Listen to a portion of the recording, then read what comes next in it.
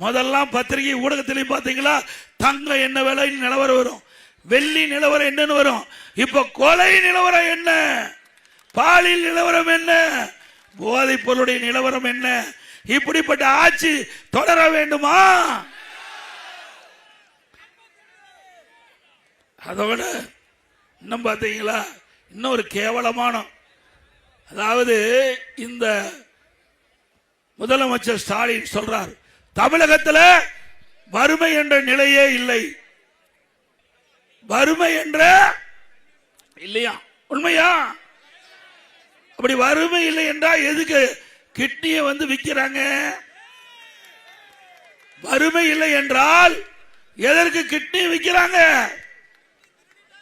வறுமை கொடுமை. வறுமை என்பது கொடுமை, கொடுமையிலும் கொடுமை வறுமை என்பது. ஆக அப்படிப்பட்ட வறுமையை பயன்படுத்தி இங்கே இருக்கின்ற ஆளுங்கட்சியை சேர்ந்த ஒரு எம்எல்ஏ ஒரு மருத்துவமனை நடத்துறாரு. பணத்தாசை காட்டி அவரை அழைத்து போய் முறைகேடா கிட்னிய அபகரிச்சிட்டாங்க. இது இந்த அரசாங்கத்துக்கு தெரிஞ்சு திமுக அரசாங்கமே அதை சோதனை செய்ய ஒரு குழு அமைக்கப்பட்டு அந்த குழு இருக்கின்ற அதிகாரிகள் அந்த எம்எல்ஏ மருத்துவமனைக்கு போய் சோதனை நடத்தி கிட்னி முறைகேடு நடைபெற்றது உண்மை அறிக்கை தாக்கல் பண்ணிவிட்டது. நடவடிக்கை எடுக்கணும்ல. ஆனா இந்த கிட்னி இத வந்து மக்களிடத்தில் பிரச்சாரம் பண்ணி கொண்டு போறாங்களா புரோக்கர், அவர்கள கைதி பண்ணி உள்ள அடைச்சிருக்கிறாங்க. தவறு செஞ்சது யாரு? அங்க இருக்கிற மருத்துவமனை தானே.